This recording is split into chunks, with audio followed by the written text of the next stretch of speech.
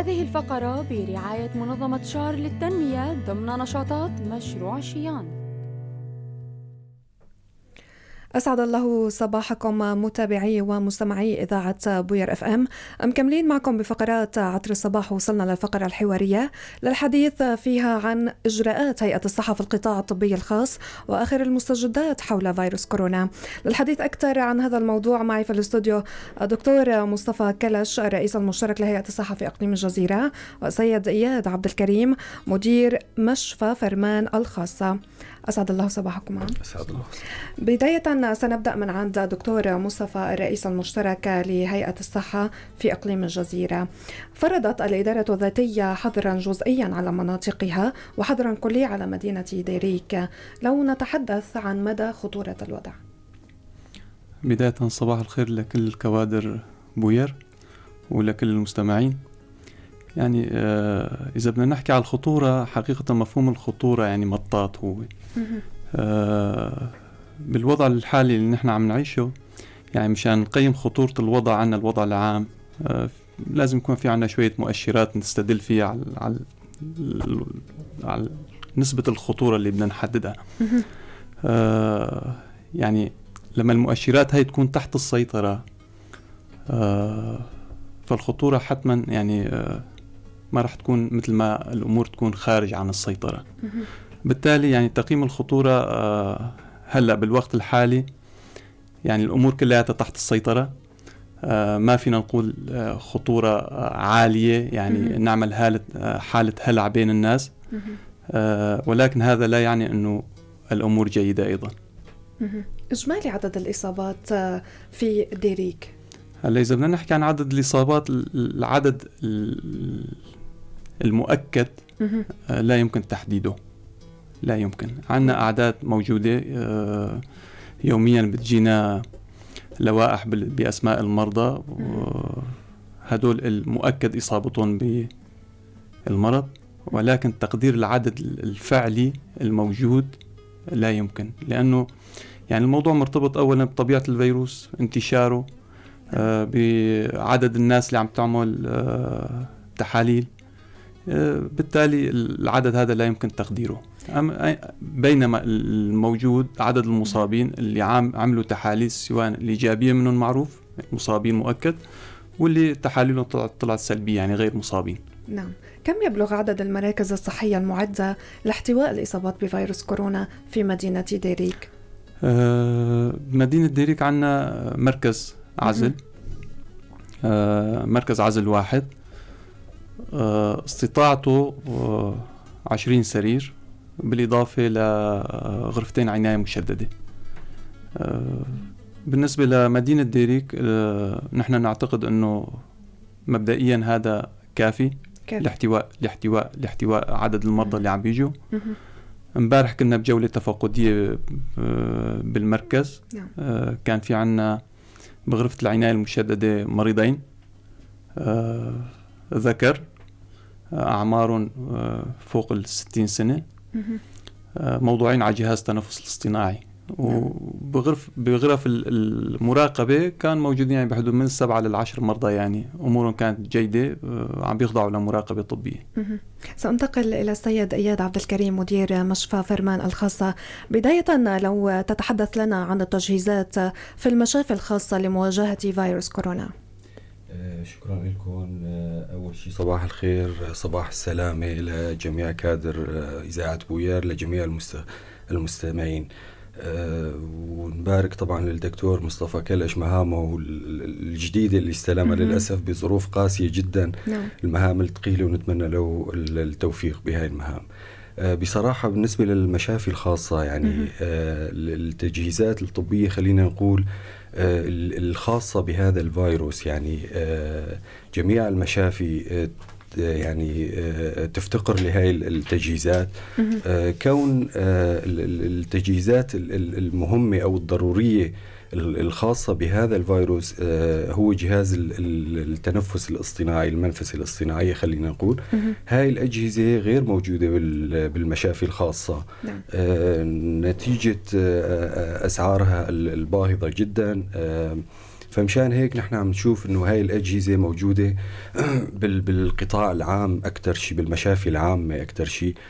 فهي موجودة بالمشفى الوطني بالقامشلي، وأيضا موجودة بالمشافي اللي هيئة الصحة عم بتدير هاي المشافي. فهاي الأجهزة موجودة هون بهاي المراكز اللي أنشأتها هيئة الصحة مشكورا طبعا.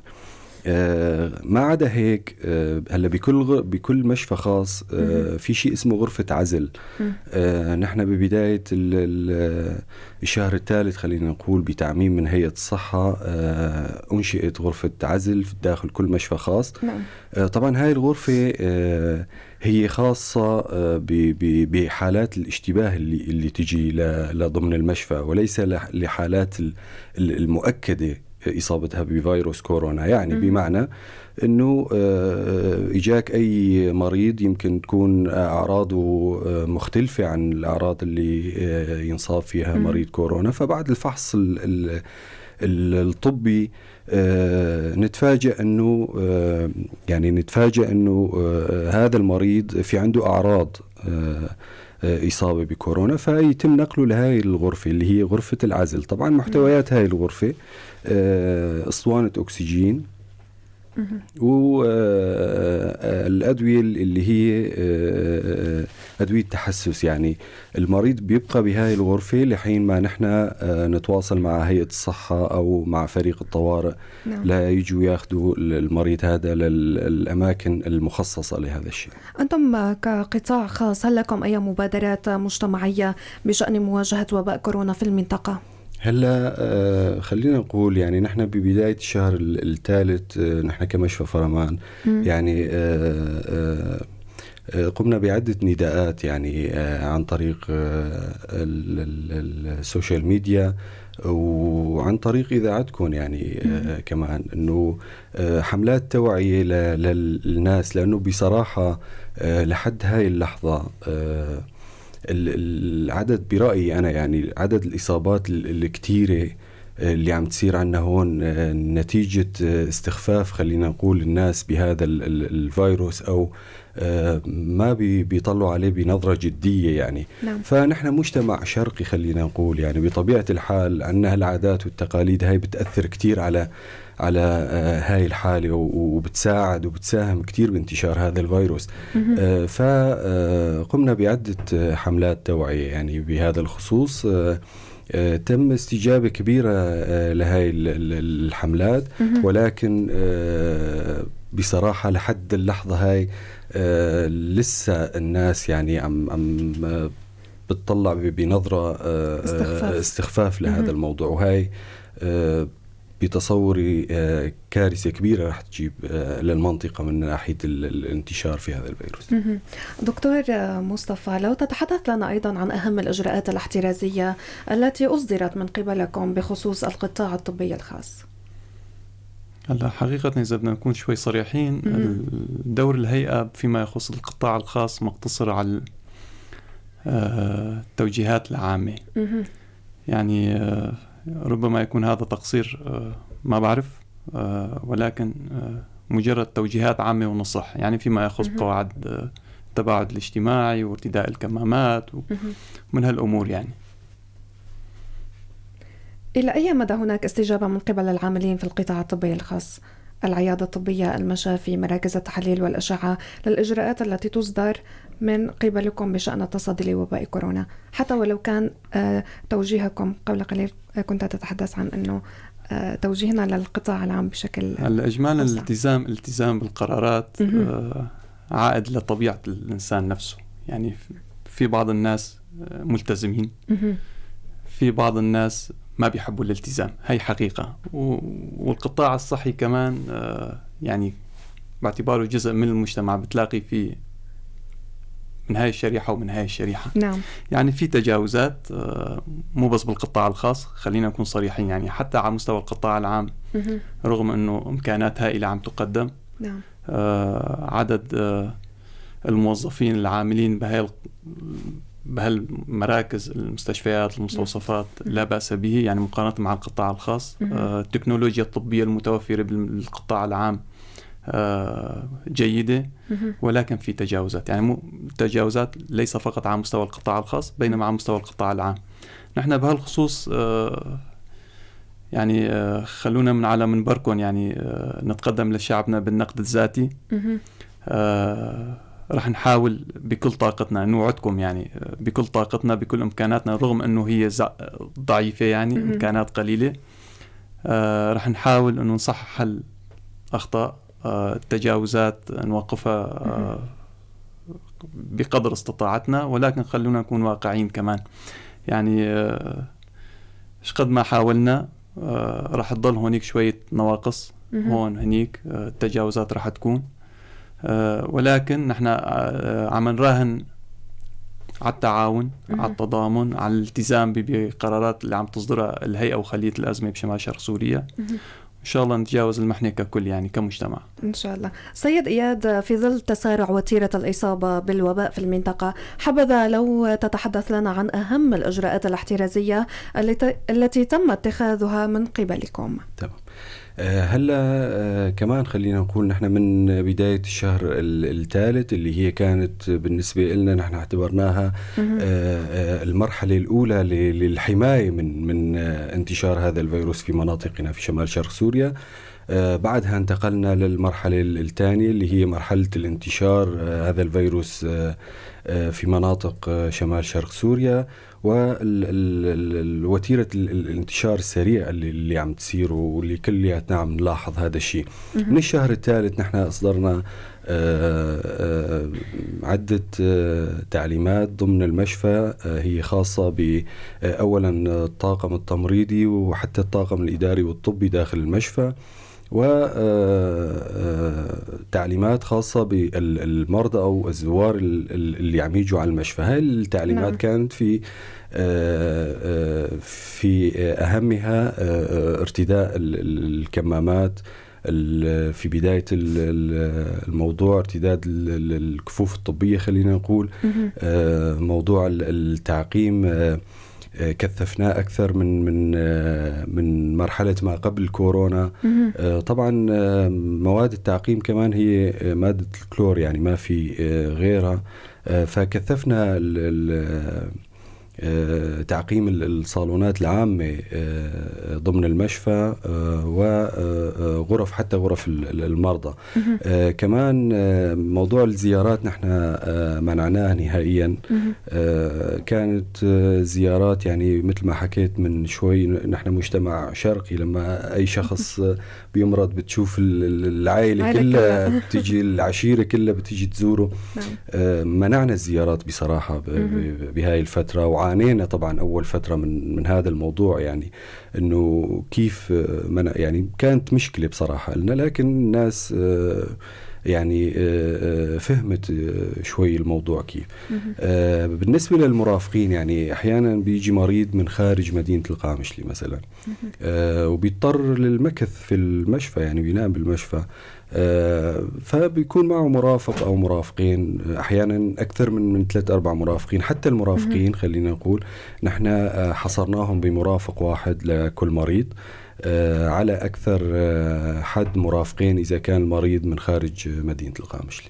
هناك شكاوى من قبل البعض بأن القطاع الطبي الخاص سواء العيادات الخاصة أو المشافي بأنها لا تستقبل مرضى الفيروس أو حتى بعض المرضى العاديين. ما تعليقكم؟ تمام. هلا المرضى العاديين أنا فيني مثلا علق على هذا الموضوع، يعني إنه كون المشفى ما عم تستقبل مرضى عاديين هذا في شوي إجحاف بحق المشافي، رغم إنه مثل ما تفضل الدكتور يعني يمكن يكون في تجاوزات يعني، بس إنه أنت كونك يعني ما مشفى خاص، هو مشفى خاص مأجور خلينا نكون صريحين يعني. نعم. بكفة وانت ما عم تستقبل الناس بكفة تاني، هاي فيها تناقض شوي يعني. يجوز ساعات متأخرة بالليل ما يكون الطبيب متواجد، يمكن يعني في عدة أسباب يعني. بس المشفى أبوابها مفتوحة 24 ساعة للحالات العادية. حالات الإصابة بكورونا طبعا نحن ما بنستقبل. الحالات المؤكدة، خليني أقول يعني أنه بعرف مريض مصاب أكيد عنده إصابة أكيدة بفيروس كورونا، شيء طبيعي أنه ما نستقبل هيك حالة. طبعا مشان الناس أخوتنا المواطنين ما يفهمونا غلط يعني هذا المرض الفيروس مانو نقيصة، مانو شيء يخجل يعني، ولكن هو مرض مثل أي مرض. لما نحن ما نستقبل ضمن المشفى هذا المرض في عنا أسباب خلينا نقول طبية. أول شيء أنت لما تستقبل حالة مصابة بفيروس كورونا ضمن مشفى سواء كان مشفى خاص أو مشفى عام، نعم. الكتلة الجغرافية لهاي المركز، المشفى، المستوصف، أي مركز كان طبي، الكتلة الجغرافية برأيي المفروض تكون كاملة معزولة. أنا مو معقول أجيب مريض مصاب بكورونا وأخلطه مع مرضى تانيين، نعم. مع مرضى عاديين ضمن المشفى. المراكز اللي أنشأتها هيئة الصحة الخاصة باستقبال حالات كورونا لها إجراءات محددة، لها ضوابط محددة عم تقوم فيها. فمشان هيك نحن ما فينا نستقبل حالات مؤكدة بكورونا، ولكن بتجي لعنا حالات كتيرة وكتير يعني ننصدم خلينا نقول أو نتفاجئ ضمن المشفى أنه هاي الحالات مصابة بكورونا. فمثل ما حكيت يتم نقلهم لغرفة العزل لبين ما يجي فريق الطوارئ وينقلهم لمكان المخصص لهم. أنا لما بدي أستقبل هيك حالي ضمن المشفى بكون حطيت جميع المرضى اللي ضمن المشفى والكادر الطبي والتمريضي كله تحت خطر الإصابة. نعم. هون بكون أنا ساهمت بشكل غير مباشر بنقل هذا الفيروس لحتى القطاع الصحي. والقطاع نعم. الصحي مثل ما تفضل الدكتور، يعني إذا لا سمح الله اجى يوم وطلع القطاع الصحي من ضمن الخدمة وقتها بتكون كارثة كتير كبيرة على الناس. نعم. إذن سنتوقف بفاصل قصير ونعود.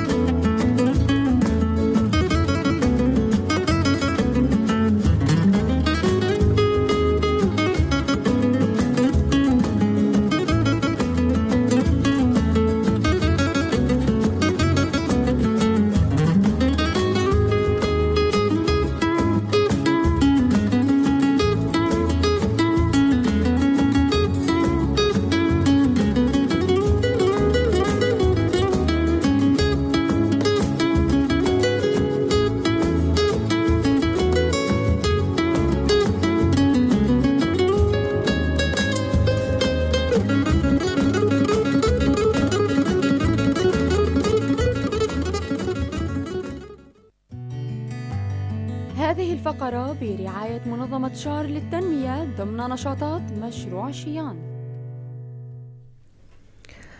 أهلا بكم من جديد. كنا قبل الفاصل تحدثنا عن شكاوى من قبل البعض بأن القطاع الطبي الخاص لا يستقبل مرضى كورونا أو لا يستقبل المرضى العاديين.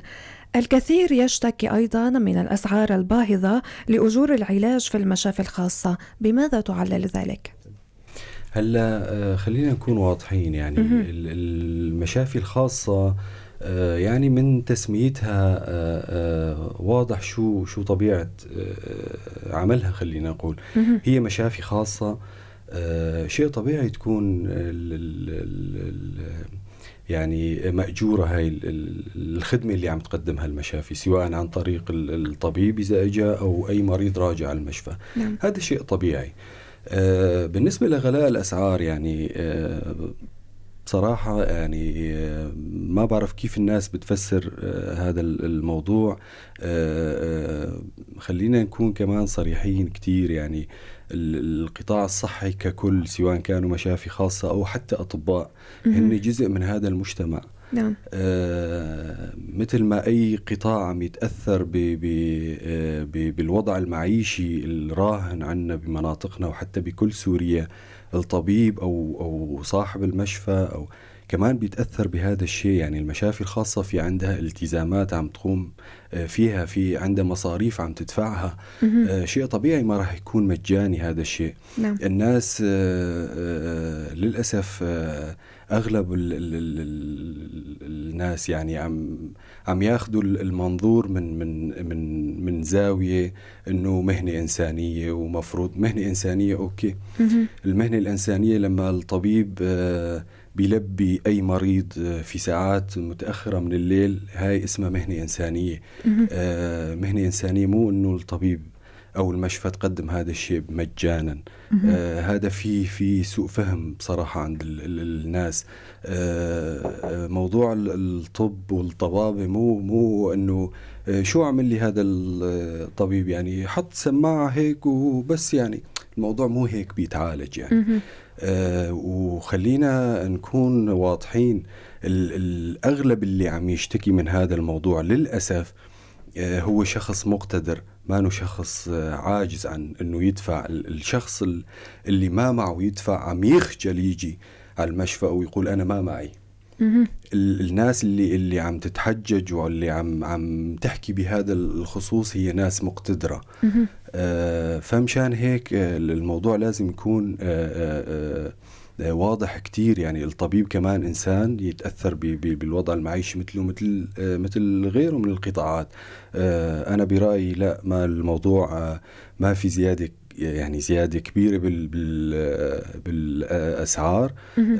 هلا أي شخص، أي مريض لما بيراجع المشفى كمان في كتير أمور عم تتقدم له. يعني مثلا من ضمنها في أدوية، هاي الأدوية مثلا ما نبي يعني إذا الأدوية غالية يعني ما بيجي اللوم على المشفى. خلينا نقول المشفى عم تشتري هاي الأدوية.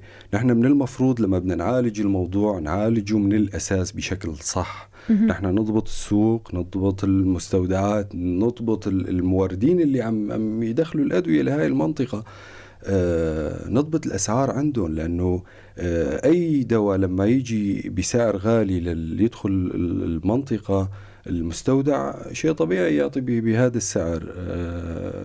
لما عم يبيع للمشفى أو للصيدلية شيء طبيعي يصير زيادة. طبعا هون أنا ما عم برر هذا السعر، لأنه حتى نحن بالقطاع الصحي عم نشوف إنه من صيدلية لصيدلية أو من مشفى ضمن صيدلية ضمن مشفى لصيدلية ضمن مشفى في نفس الدواء، وفي فرق كبير بالسعر. هذا يعني أتوقع أنا هيئة الصحة عم تقوم بلجان الرقابة تبعها عم تقوم بهذا الشيء على أكمل وجه. ولكن برأيي هون الرقابة المجدية خلينا نقول، والرقابة اللي نحن فينا نقوم فيها هي رقابة الضمير. أي شخص يحط إيده على ضميره ويحط نسبة أرباح معقولة. يعني مو معقول أنا أشتري علبة دواء بين الصيدلية والصيدلية ما في 200 متر أشتري، الفرق يكون بال1000 وال2000 ليرة. نعم. أكيد. إذن في حال تم الكشف أو الاشتباه بإصابة أحد المترددين من المرضى إلى المشفى، كيف يتم التعامل مع هكذا حالات؟ طبعا نحن يعني أي مريض قبل ما يدخل على المشفى بالدرجة الأولى بنقيس حرارته وهو على باب المشفى. نعم. هذا شيء أساسي طبعا. رغم هذا الشيء يعني بنشوف إنه المريض ضمن غرفة الإسعاف وعم يكشف عليه مريض عفوا طبيب مختص، يعني بنشوف إنه عم الطبيب هذا بيقول إنه هذا الشخص عنده اشتباه بحالة كورونا، يعني عنده أعراض محددة. نعم. ففورا هذا المريض بيتم عزله بهاي الغرفة اللي أنشأناها حكيت عنها من شوي. بيتم عزله بهاي الغرفة. إذا كانت حالته مثلا عنده ضيق تنفس أو أي شيء بيتقدم له كل الإجراءات ضمن هاي الغرفة. نعم. ومجانا طبعا. نحن مرضى الكورونا أو مرضى الاشتباهات اللي عم تجينا كورونا، يعني سواء إذا أخذوا أكسجين أو حتى الأدوية الإسعافية اللي هي مضاد التحسس ضمن المشفى، نحن عم ناخذ منه. اعتبرناها وضع عام مثل أي تفجير، أي اشتباكات كانت تصير، ومشفى فرمان كان تأخذ على عاتقها أنه تقدم هذا الشيء بالمجان للناس لشعبها يعني. فهون نحن بنصير نتواصل مع فريق الطوارئ الخاص بهذا الشيء. الفريق بيجي بياخذ منه مسحة ضمن المشفى، بياخذ المسحة على المركز، وبياخذ المريض على مركز تاني مخصص. نعم. سأنتقل بحديثي إلى دكتور مصطفى. هناك تجاوزات من قبل بعض العاملين في القطاع الخاص، سواء من قبل الأطباء ضمن العيادات الخاصة أو ضمن المشافي الخاصة. أنتم كهيئة الصحة كيف تتعاملون مع هذه التجاوزات؟ طبعا هذا سؤال صعب بظل هيك ظروف يعني. نعم. للتعدد مصادر مجيء الدواء. مثلا الدواء عم بيجينا من الشام، من حلب، من حمص، عم بيجينا من إقليم كردستان، عم بيجينا من تركيا، عم بيجينا عن طريق التهريب. لعنا لجان رقابة. نعم. ولجان الرقابة هي الأستاذ بيعرف أنه عم بتلف وبتدور، ولكن ضبط الأمور الطبية سواء على مستوى المشافي أو على مستوى العيادات أو على مستوى الصيدليات ضرب من المستحيل بهيك ظروف. ليش؟ هلا الأستاذ ذكر، هلا نحن عم نطلع كهيئة على الأطباء والصيادلة وأطباء الأسنان. نعم. كقطاع من المجتمع نفسه، يعني اللي عم بيجي على المجتمع عم بيجي على هذا القطاع بالذات كمان، يعني ما منفصل عن الواقع. التجاوزات اللي عم بتصير من قبل القطاع الصحي أنا بقدر أعتبرها ادعاءات. حقيقة أنا كشخص عم بحكيها من ليس كمسؤول في الإدارة الذاتية، وإنما كطبيب كان بيمارس حتى قبل شهر الحياة العملية كطبيب بالمشافي الخاصة. في ادعاءات، في مبالغة بعض الأحيان بكتير أمور، في هجمة على هذا القطاع، في هجمة شرسة على القطاع الصحي بشكل عام. يعني الناس بلشت تطلع على الدكتور كأنه إنسان جزار أو كأنه إنسان نصاب. هلا يعني معادلة بسيطة، خلينا نحكيها هيك بصراحة. يعني هلا الدولار قبل الأزمة كان 45 ليرة، حد أقصى 50 ليرة. صح. يعني الإنسان كان بيروح على البازار بيشتري بنطلون ب500 ليرة، أفضل بنطلون ماركة كويسة ب600 ليرة. هلا روحي انزلي على السوق اشتري بنطلون كويس سعره 30,000 ليرة. صحيح. هلا إذا بدنا نطلع، اسمحوا لي شوي يعني، فدأ. إذا بدنا يعني معادلة بسيطة كتير، ما بدها هل يعني المخل الكبير لا تفهميه.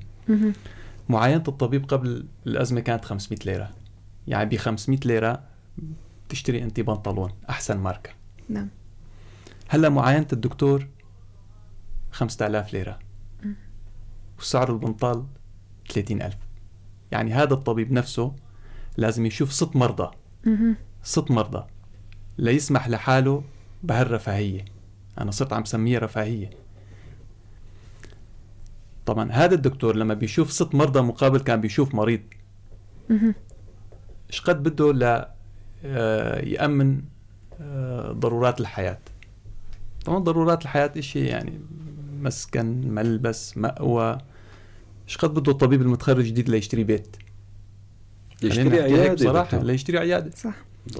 يعني هاي الأمور نحن ما بدنا يعني ما بدنا نحكي فيها كتير لأنه بدنا ندخل بمتاهة.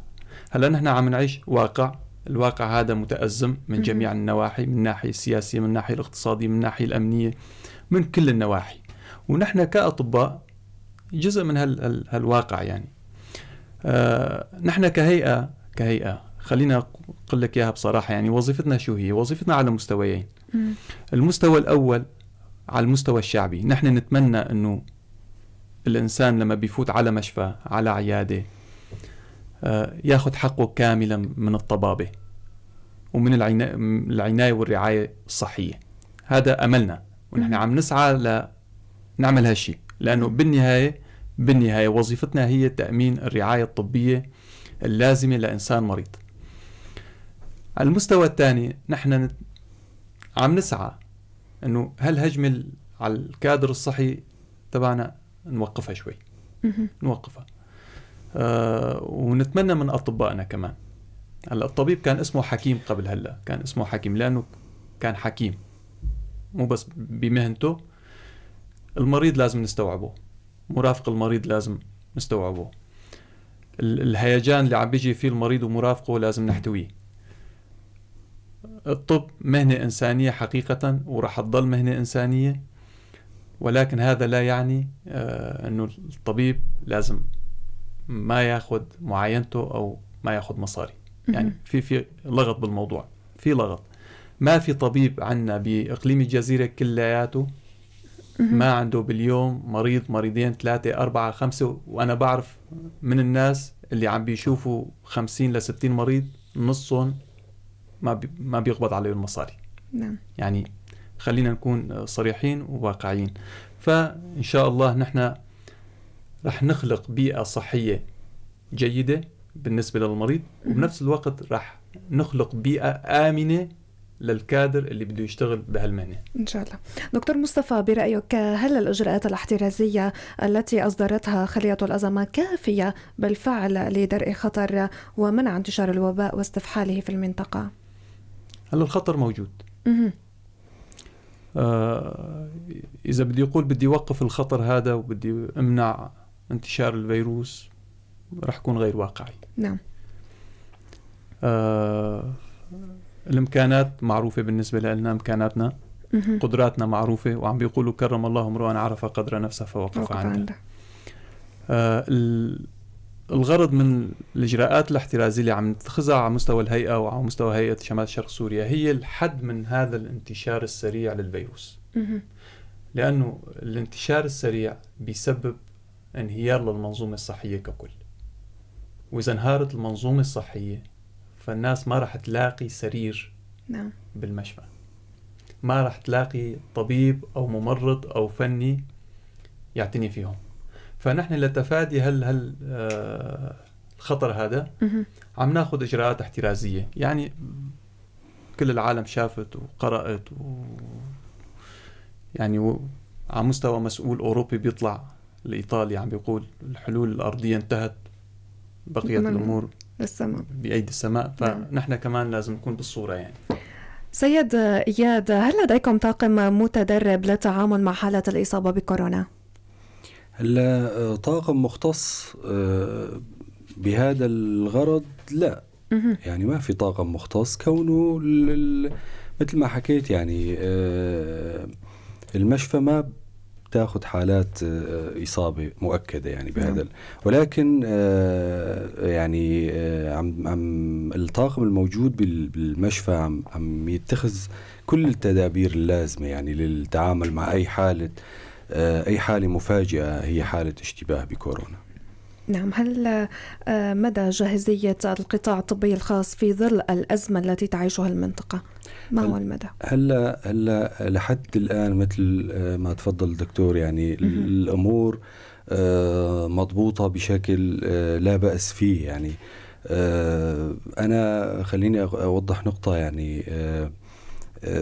يعني موضوع الإجراءات أو موضوع التعليمات أو الضبط خلينا نقول بالنسبة لموضوع فيروس كورونا ما بيقع فقط على عاتق هيئة الصحة. خلينا نقول في خلية أزمة تشكلت بناء على هذا الموضوع.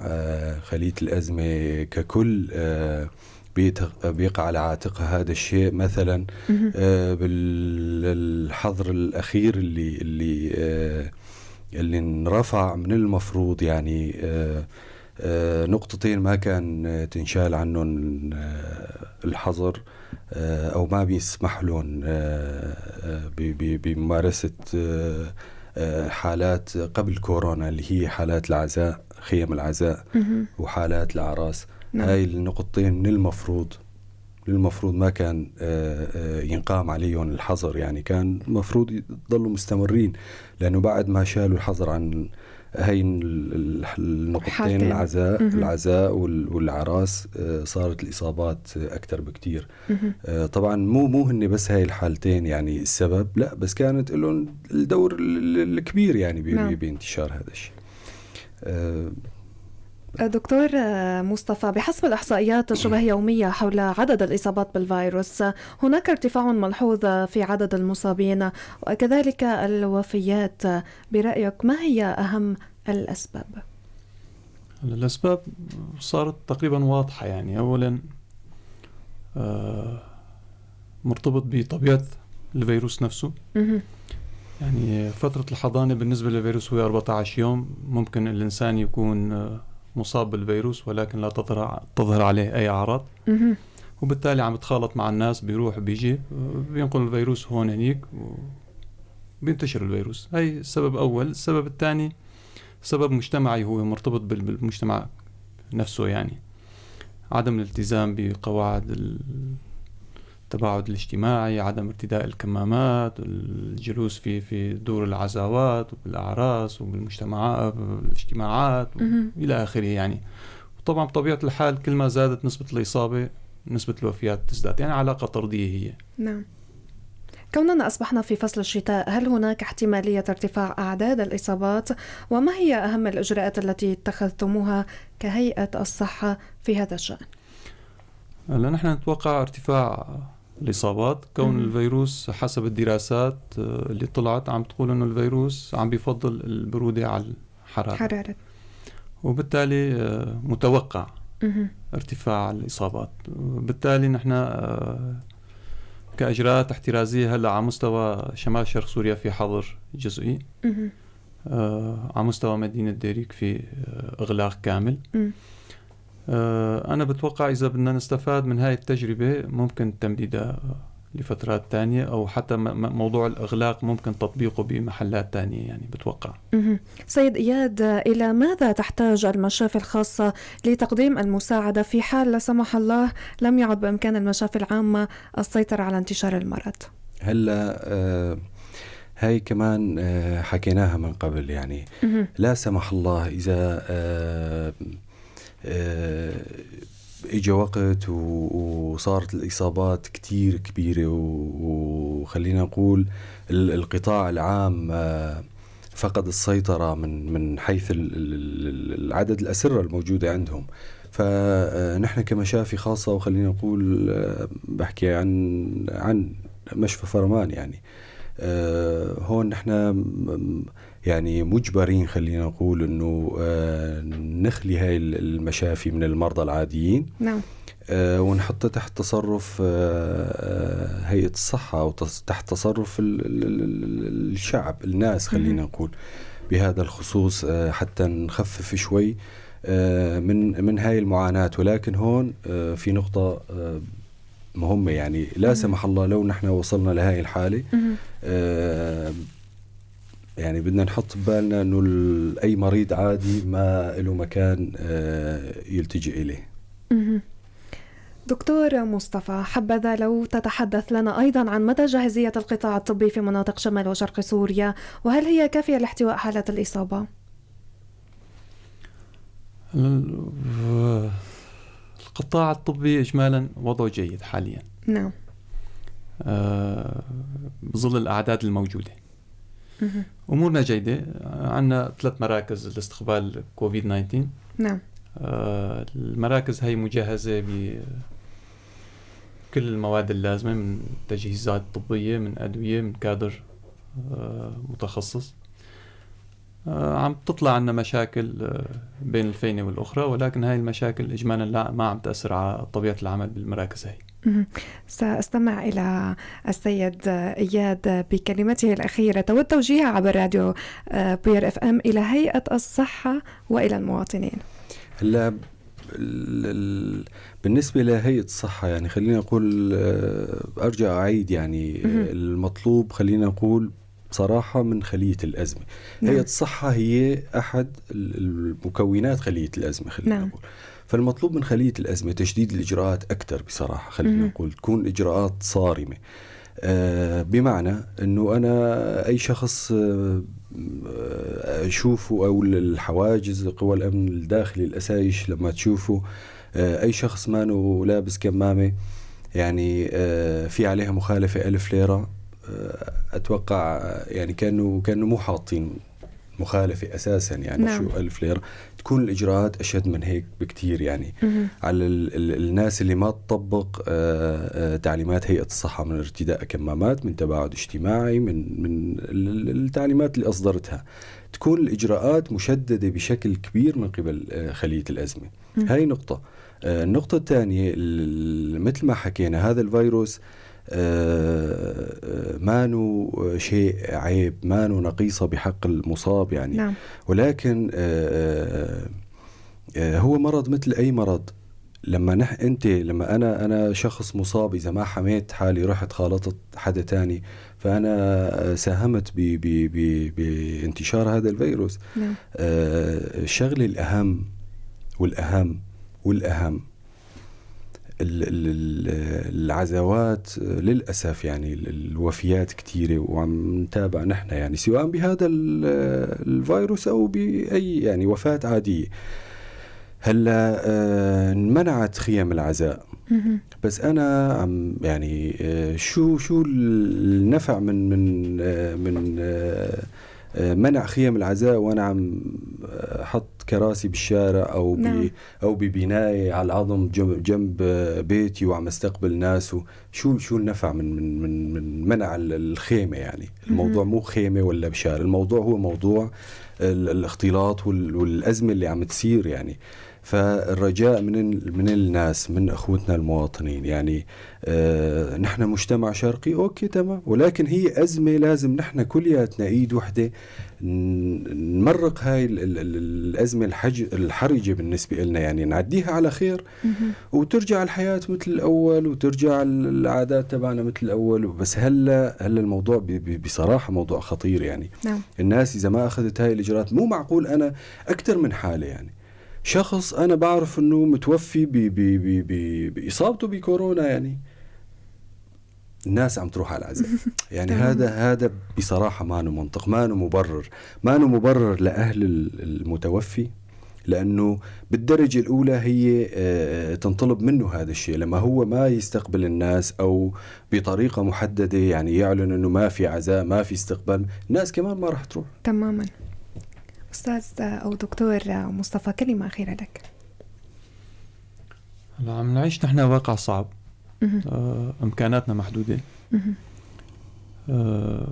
إجمالا لما عم تصير أزمة وتجي على أي مجتمع، كل طواقم المجتمع سواء الإدارية الشعبية الحكومية سميها إيش ما شئت يعني لازم تتكاتف.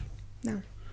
الحد من فيروس كورونا فوق طاقة هيئة الصحة وفوق طاقة الإدارة الذاتية الديمقراطية وفوق طاقة الجميع. معا بدنا نطلع لبر الأمان. نحن عم نتوجه لشعبنا حقيقة، عم نتمنى عليهم عدم الاستهتار، الالتزام بكل القرارات اللي عم تطلع من خلية الأزمة. نحن يعني عم ندرس المواضيع من كل جوانب، وبنعرف انه في عالم بدها تنحصر، في عالم بدها تتضايق من نتيجة المادة يعني. نعم. ولكن انه تكون جائع شيء وانك تكون ميت شيء تاني آخر. فنتمنى من الجميع الالتزام، ونتمنى لهم الصحة والسلامة، وتحياتنا للجميع بالنهاية يعني. في ختام الفقرة نشكر دكتور مصطفى كلشة رئيس المشترك لهيئة الصحة في إقليم الجزيرة، والسيد إياد عبد الكريم مدير مشفى فرمان الخاصة لحضورهم. أعزائي المتابعين والمستمعين، فقرات عطر الصباح مكملة ولكن بعد الفاصل.